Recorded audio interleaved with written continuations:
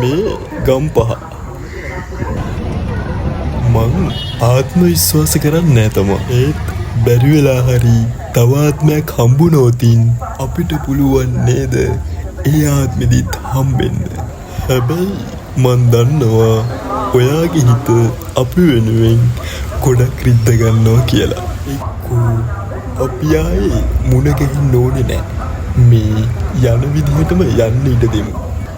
ලබන ආත්මේ කොහේ කොටියත් කමන්නේ ඔයා සතුටින් ඉන්න අම්මේ. අපි බලමු එයාගේ රියැක්ෂන් එක කොහොමද කියලා. අක්කේ මම ඔයාගේ මූණ මේ කොලේට ගත්තා. බලන්න ලස්සනද කියලා.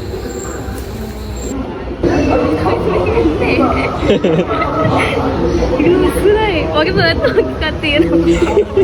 ඒ බර්ත් මාක් එකක්ද? ඒක ඉස්සරේ හිටනවා.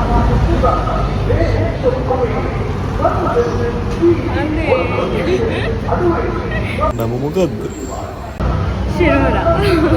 සෙනෝරා? ශිරෝරා. ශිරෝරා.